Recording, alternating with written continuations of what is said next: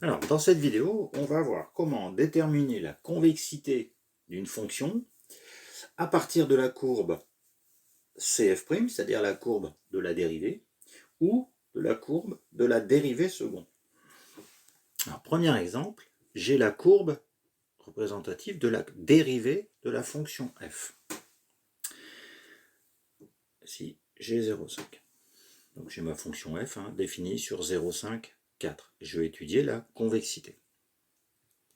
Alors je vois donc que sur le graphique, sur 0,5, 2, ma fonction f' est croissante.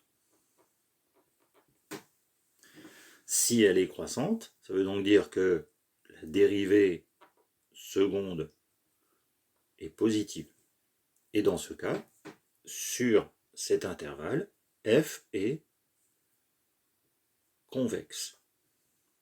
Attention, je ne regarde pas l'allure de la courbe, c'est pas cette courbe-là, c'est pas la convexité de cette courbe-là que je regarde, de la fonction, c'est la convexité de la fonction f. Donc ici, elle est croissante, donc dérivée seconde positive, dérivée croissante, fonction convexe. Par contre, si je me mets sur l'intervalle 2, 4, la dérivée est décroissante, donc la fonction sur cet intervalle, f est concave.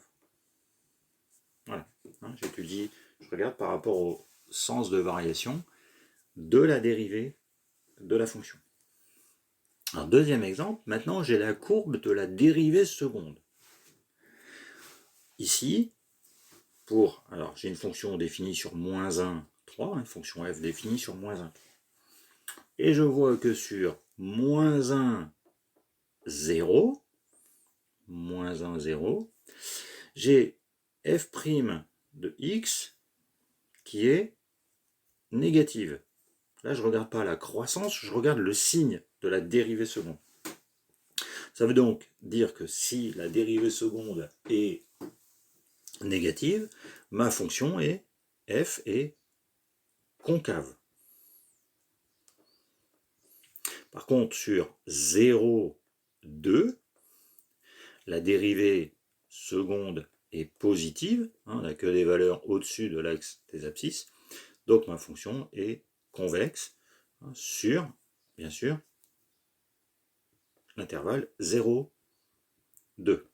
Et si je continue, sur 2, 3, intervalle 2, 3, la dérivée seconde est à nouveau négative, donc ma fonction, sur cet intervalle, elle est concave.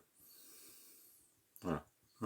Donc attention à ne pas faire d'erreur. Ici, je regarde, comme j'ai la dérivée, je regarde la croissance, croissante ou décroissante, alors qu'ici, je regarde le signe de la fonction. Tout ça pour déterminer la convexité de la fonction f correspondante.